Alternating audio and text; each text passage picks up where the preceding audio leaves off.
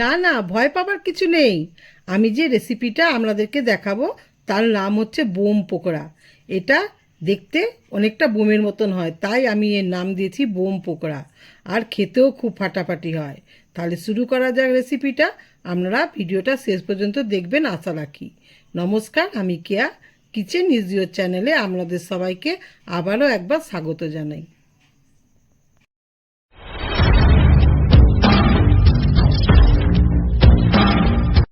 Bomb pakora বানানোর জন্য আলু সিদ্ধ দরকার।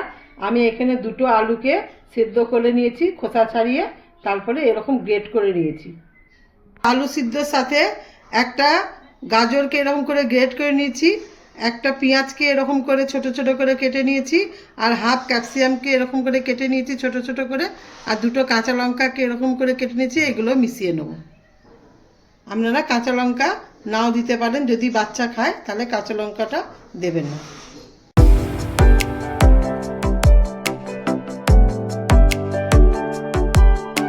অল্প পরিমাণে নুন আর গোলমরিচ গুঁড়ো অল্প পরিমাণে, আর লঙ্কা গুঁড়ো খুব অল্প পরিমাণে দিয়ে সব একসঙ্গে ভালো করে মাখিয়ে নেব। সব কিছু ভালো করে মাখিয়ে মিশিয়ে নিয়েছি। এবার এর মধ্যে 4 চামচ কর্নফ্লাওয়ার দেবো।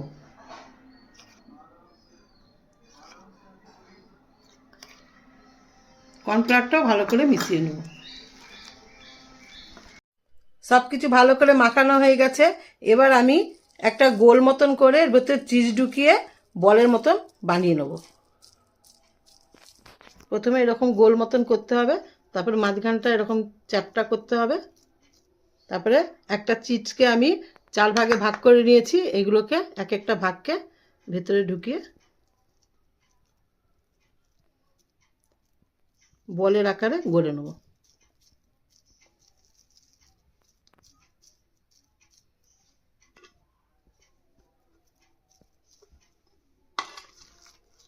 এভাবে আমি সবগুলো গড়ে নেব।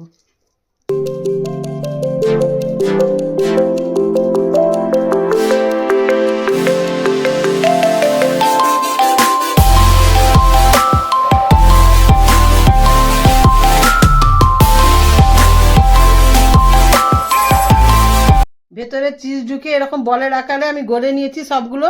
এবারে এর গায়ে বোমের আকারের গড়ার জন্য আমি চাউমিন সিদ্ধ করে নিয়েছি, একটু নুন আর তেল দিয়ে সিদ্ধ করে নিয়েছি, দিয়ে ঠান্ডা করে নিয়েছি। এবারে এই এক একটা বলগুলোর গায়ে আমি এই চাউমিনগুলো জড়িয়ে নেব, দিয়ে বোমের আকারে গড়ে নেব।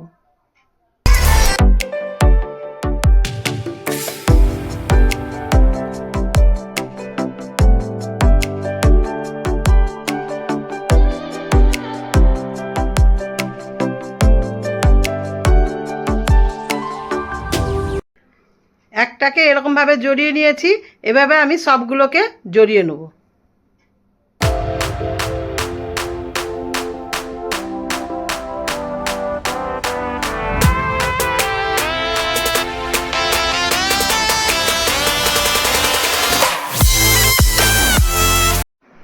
সব বলগুলোর মধ্যে আমি চাউমিন লাগিয়ে নিয়েছি।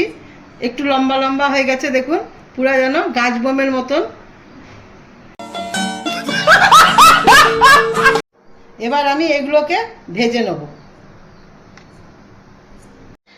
বোম বলগুলো ভাজার জন্য আমি কড়াইতে কিছুটা রিফাইন তেল দিয়ে দিচ্ছি। রিফাইন তেলটা বেশ গরম হয়ে গেছে। এবার আমি এগুলোকে ভেজে নেব। আগে দুটো দিয়ে ভাজবো, তারপরে কড়াইটা সেট হয়ে গেলে একসঙ্গে অনেকগুলো দিয়ে ভেজে নেব।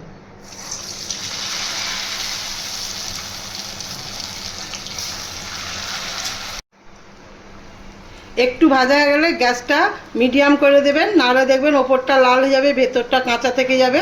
এইভাবে ভেজে নিতে হবে। বেশ লাল লাল আর মচমচে হয়ে গেছে। এবার আমি এগুলোকে নামিয়ে নেব।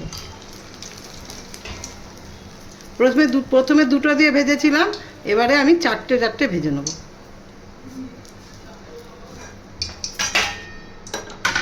দেখুন কত সুন্দর হয়েছে। এবার আমি সবগুলো ভেজে নেব এইভাবেই।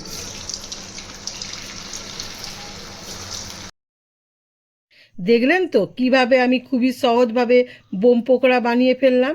এটা খেতে খুবই মুচমুচে আর সুস্বাদু হয়। আপনারা বাড়িতে একবার হলেও বানিয়ে খাবেন। ভিডিওটা যদি ভালো লেগে থাকে তাহলে ভিডিওটাকে লাইক এবং শেয়ার করে দেবেন এবং চ্যানেলটিকে সাবস্ক্রাইব করে আমার পাশে থাকবেন। ধন্যবাদ।